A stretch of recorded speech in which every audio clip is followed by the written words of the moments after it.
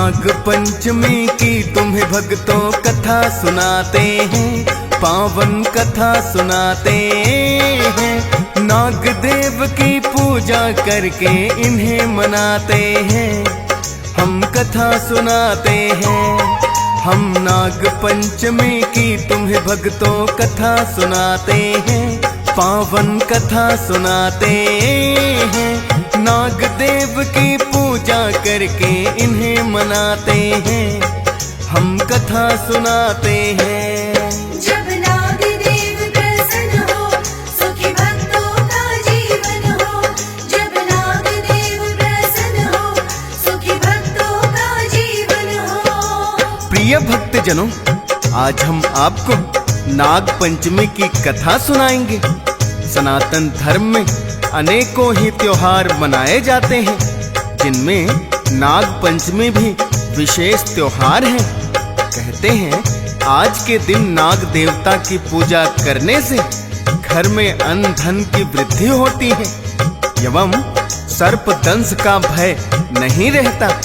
प्रिय भक्तों, आज इस कथा के माध्यम से हम बताने की कोशिश करेंगे कि नाग पंचमी का त्योहार क्यों मनाया जाता है और इसकी व्रत कथा भी आपको सुनाएंगे।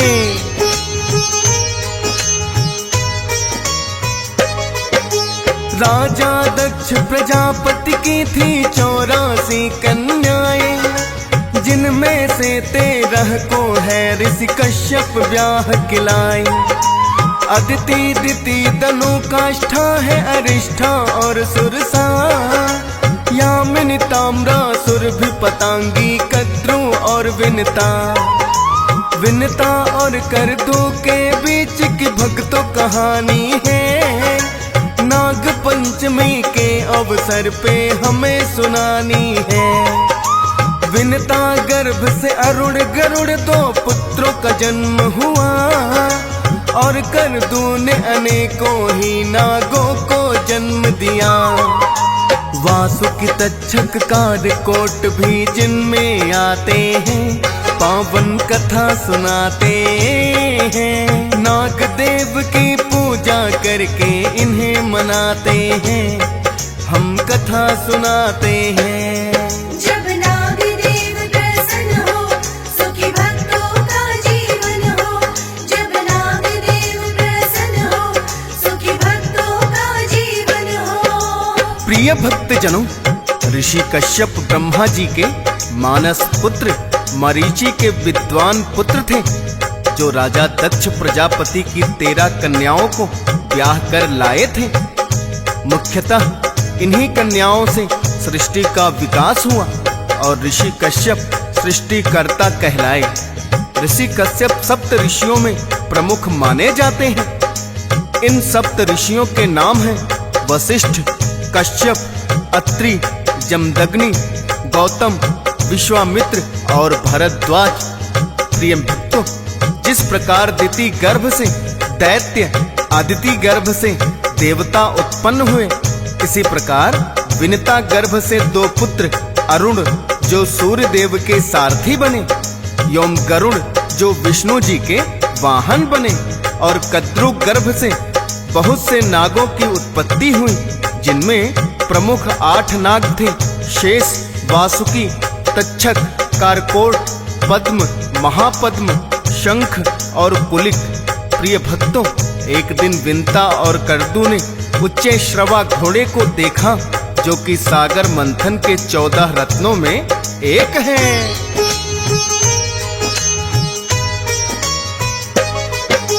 उच्चे श्रवा नामक घोड़ा जब है सामने आया, कद्रू ने जो देखा तो है विनता को बतलाया।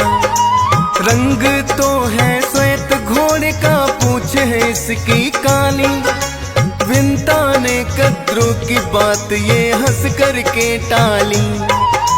बोली विनता, अश्व ये पूरा श्वेत रंग का है, जरा गौर से देखो क्या तुमको नहीं दिखता है।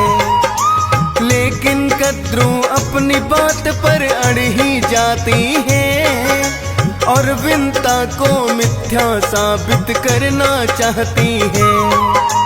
कद्रू को फिर अपने पुत्र याद आ जाते हैं, पावन कथा सुनाते हैं। नागदेव की पूजा करके इन्हें मनाते हैं, हम कथा सुनाते हैं। जब नाग देव प्रसन्न हो, सुखी भक्तों का जीवन हो। जब नाग देव प्रसन्न हो, सुखी भक्तों का जीवन हो। प्रिय भक्तजनों, कद्रू और विंता के बीच शर्त लग गई। विंता घोड़े को श्वेत रंग का बता रही थी और कद्रू उसकी पूंछ को काले रंग का बता रही थी। कद्रू ने बात को सच सिद्ध करने के लिए अपने नाग पुत्रों को आदेश दिया कि तुम सूक्ष्म रूप बनाकर घोड़े की पूंछ से लिपट जाना, ताकि उसकी पूंछ काली नजर आए और मैं शर्त जीत जाऊं।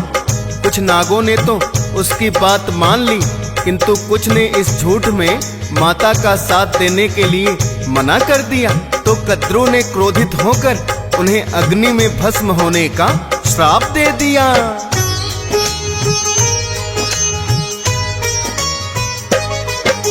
माता ने जो श्राप दिया था सच तो होना था, जिसमें भस्म ये होंगे सारे यज्ञ वो होना था। राजा परीक्षित की मृत्यु हुई सर्पदंश के कारण, जानते हुए कर ना सके थे इसका कोई निवारण। राजा परीक्षित पुत्र ने नागों से बदला लेना चाहा, जन्मे जय ने इसके लिए फिर नाग यज्ञ करवाया। किंतु मुनि आस्तिक आकर उसे रुकवाते हैं, भस्म होने से अग्नि में नागों को बचाते हैं।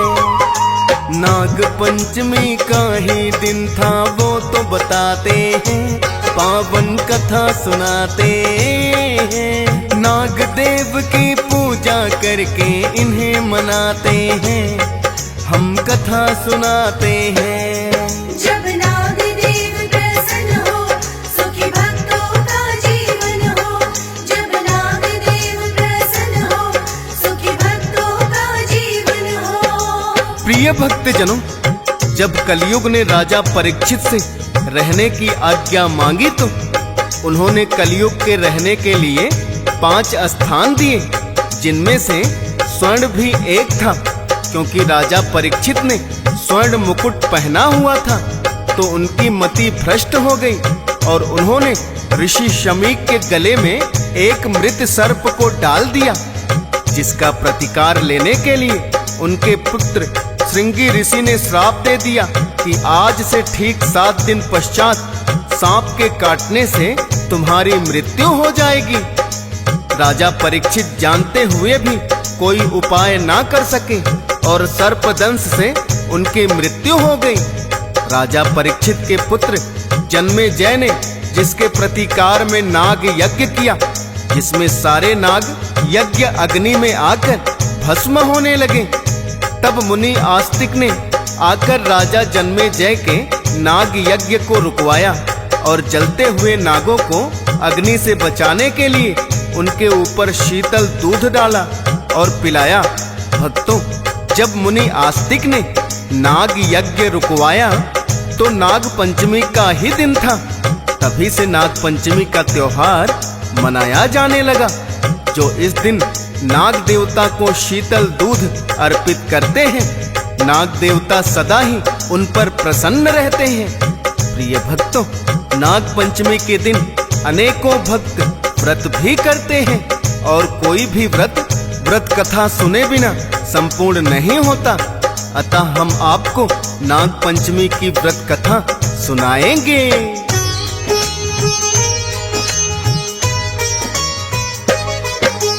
किसी नगर में रहता था एक सेठ बड़ा साहूकार, सब खुशियों से भरा हुआ था उसका तो घर बार। 7 पुत्र थे सेठ के घर में, 7 ही बहुएं हैं। 7 पुत्र और बहुएं मिलजुल करके रहते हैं।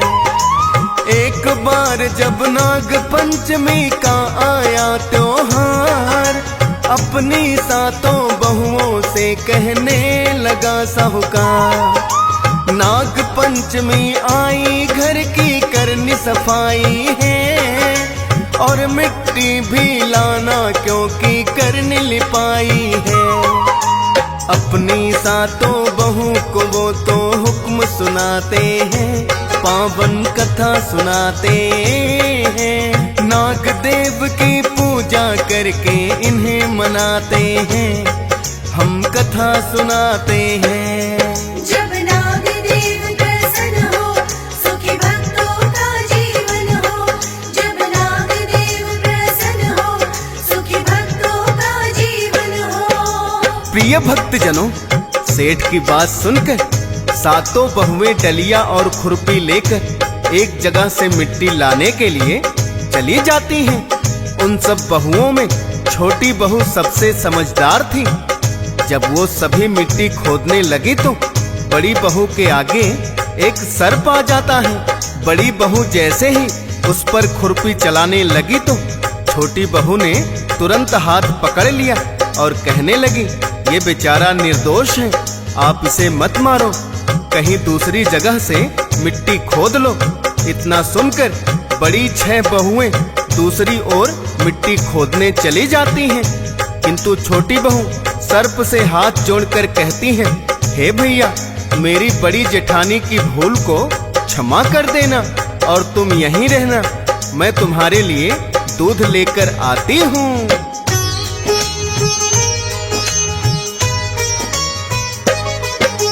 छोटी बहू ने बड़ी जेठानी से है उसे बचाया, क्योंकि उसका भाई नहीं था सर्प को भाई बनाया।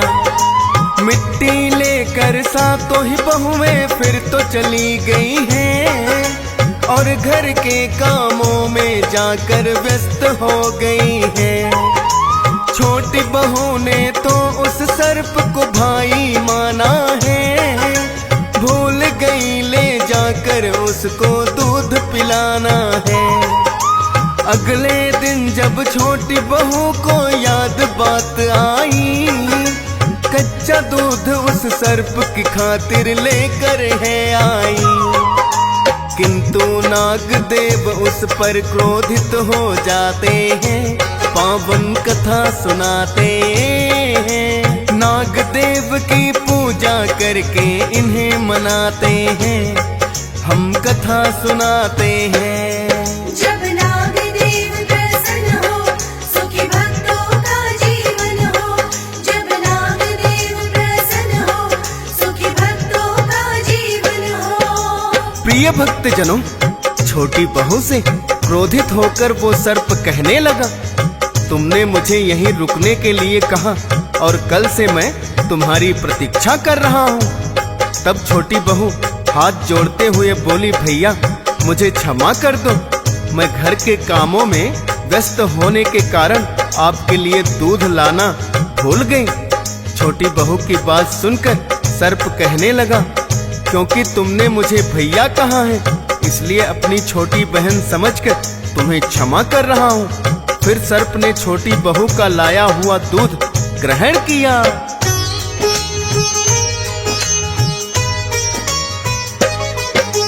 फिर तो एक दिन उसी सर्प ने मानव रूप बनाया, छोटी बहू का भाई बनकर उसके घर चलाया। छोटी बहू को आकर के सब कुछ भी बता दिया है, भाई बनकर आया हूँ जैसा कि तुमने कहा है। साहूकार को भी तो सर्प ने ऐसा ही बतलाया, छोटी बहू का भाई हूँ मैं जो परदेश से आया। इसीलिए तो पहले अपनी नहीं हुई मुलाकात, बहुत दिनों में आया बहन को ले जाऊंगा साथ।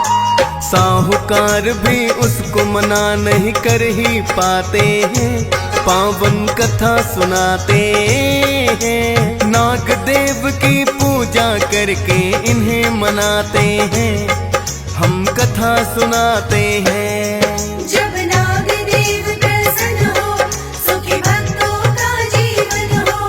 जब नाग देव प्रसन्न हो, सुखी भक्तों का जीवन हो। प्रिय भक्तजनों, सर्प जो कि मनुष्य बनकर अपनी बहन के घर में आया था, उसने साहूकार और अपनी बहन की जेठानियों को बताया कि मैं इसका छोटा भाई हूँ, जो कि बहुत दिनों से परदेश में रहता था और मैं कुछ दिनों के लिए अपनी बहन को घर ले जाने के लिए आया हूँ। तो साहूकार ने खुशी खुशी छोटी बहू को उसके भाई के साथ भेज दिया। छोटी बहू अपने नाग भाई के पीछे पीछे चल दी। चलते चलते एक गुफा आई तो उसका भाई कहने लगा, हे बहन, ये अपने घर जाने का मार्ग है। अब मैं सर्प बन जाऊंगा और गुफा में प्रवेश करूंगा। तुम मेरी पूंछ पकड़कर भीतर चले आना। छोटी बहू ऐसा ही करती है।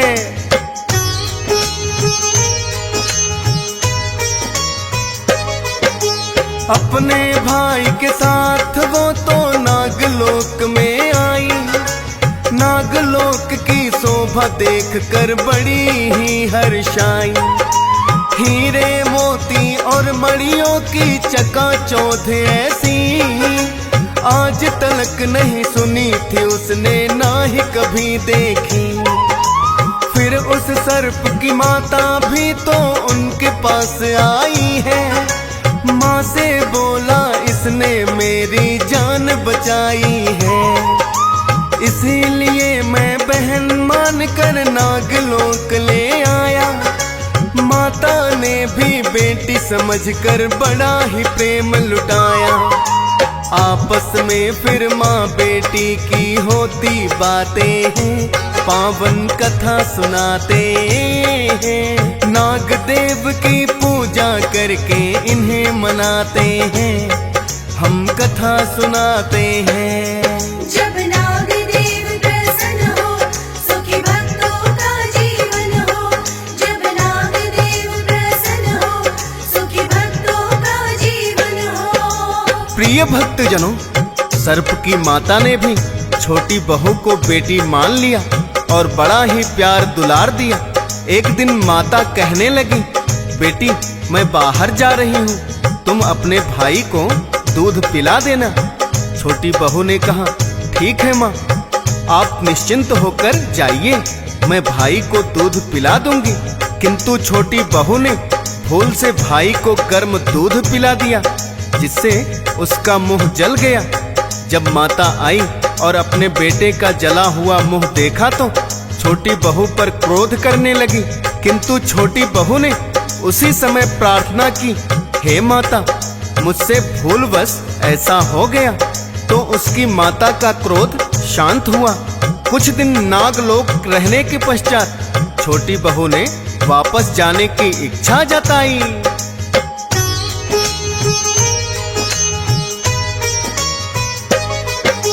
माता और भाई ने उसको फिर तो विदा किया है। सोना चांदी एक 9 लखा हार भी उसे दिया है। छोटी बहू अपनी ससुराल में वापस आई है और भाई का दिया हुआ धन साथ मिलाई है। उसकी जेठानियों को फिर तो अचरज बड़ा हुआ। एक 9 लखा हार जो गले में उसके पड़ा हुआ। हीरे मोती जड़ा हुआ वो हार बड़ा ही खास। ऐसा हार तो होता नहीं है किसी रानी के पास। आपस में फिर सभी जेठानी करती बातें हैं, पावन कथा सुनाते हैं। नाग देव की पूजा करके इन्हें मनाते हैं, हम कथा सुनाते हैं। जब नाग देव प्रसन्न हो, सुखी भक्तों का जीवन हो।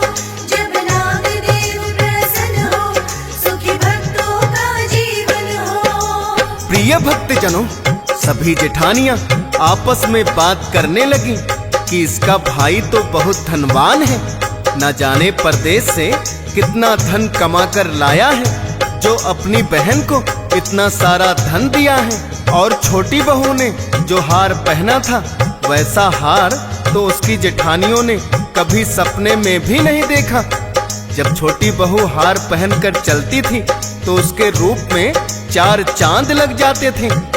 धीरे धीरे उसके हार के चर्चे होने लगे और बात राजा और रानी तक भी पहुंच गई।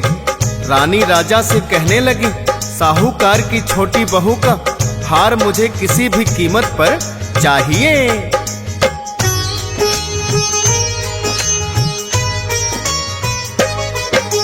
राजा ने फिर सभा में साहूकार को बुलवाया, लगा पूछने छोटी बहू ने हार कहाँ से पाया। बोला साहूकार कि उसके भाई ने दिया है। कहने लगा राजा, बोलो तुम हार की कीमत क्या है। साहूकार बोला के चीज जो मायके से आती है, उसकी कीमत राजन कहाँ लगाई जाती है। छोटी बहू अपने भाई का दिया हुआ उपहार आपको दे देगी, इसके ना लगते हैं आसार। फिर तो राजा छोटी बहू को भी बुलवाते हैं, पावन कथा सुनाते हैं। नागदेव की पूजा करके इन्हें मनाते हैं, हम कथा सुनाते हैं। जब नागदेव प्रसन्न हो, सुखी भक्तों का जीवन हो। जब नागदेव प्रसन्न हो, सुखी भक्तों का जीवन हो। प्रिय भक्तजनों, राजा ने छोटी बहू को भी सभा में बुला लिया और कहने लगा, तुमने जो हार पहना है उसे रानी पहनना चाहती हैं। मैं तुम्हें इसके बदले में बहुत से हीरे मोती और सोना चांदी दूंगा, किंतु वो हार अपनी रानी के लिए मुझे चाहिए। छोटी बहू हार देने के लिए मना कर देती हैं।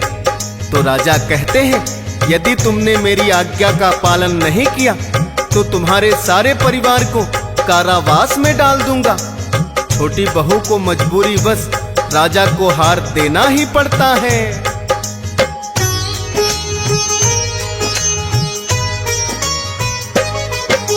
हार ले लिया छोटी बहू का, हुई है बड़ी निराश। और कोई परचारा नहीं था छोटी बहू के पास। राजा हार लेकर महल में शाम को जब आया, रानी से कहने लगा, मैंने हार वो मंगवाया। देखो इसे पहन कर कैसा तुम पर जचता है। हार बड़ा ही सुंदर है, अनमोल ये लगता है। राजा ने रानी को फिर तो हार दे दिया है। रानी ने भी अपने गले में उसको पहन लिया है। हीरे मोती सर्प नजर पर उसको आते हैं, पावन कथा सुनाते हैं। नागदेव की पूजा करके इन्हें मनाते हैं, हम कथा सुनाते हैं। जब नागदेव प्रसन्न हो, सुखी भक्तों का जीवन हो। जब नागदेव प्रसन्न हो, सुखी भक्तों का जीवन हो। प्रिय भक्तजनों, जैसे ही रानी ने हार को अपने गले में डाला, हीरे मोतियों की जगह सर्प बन गए और रानी की चीख निकल गई। राजा ने सोचा, ये कैसा जादुई हार है। उसने तुरंत ही साहूकार और छोटी बहू को बुलाया और छोटी बहू को आदेश दिया कि यह हार पहन कर दिखाओ। छोटी बहू ने हार पहना तो वही हीरे मोती जड़ा हुआ नौलखा हार दिखाई दिया। रानी ने तुरंत उसके गले से उतार कर जब स्वयं पहना तो फिर से सर्प बन गए। ये देखकर राजा छोटी बहू से कहने लगे, ये हार तुम्हारी ही अमानत है, तुम इसे ले जाओ। और पुरस्कार स्वरूप राजा ने उसे बहुत ही सारा धन दिया।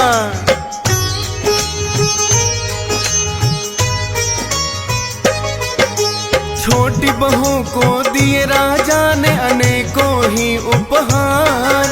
लौट के घर में आ गए हैं फिर बहू और साहूकार।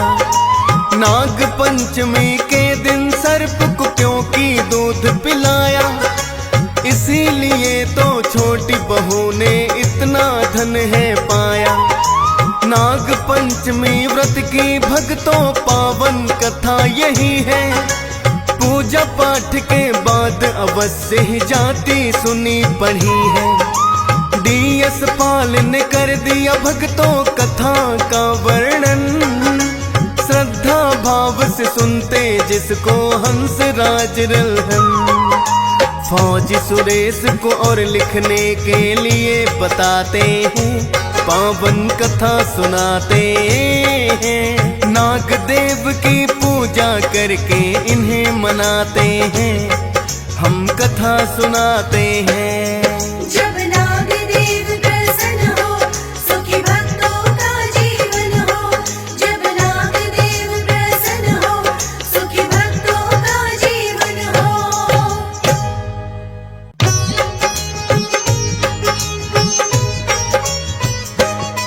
हम नाग पंचमी की तुम्हें भक्तों कथा सुनाते हैं, पावन कथा सुनाते हैं। नाग देव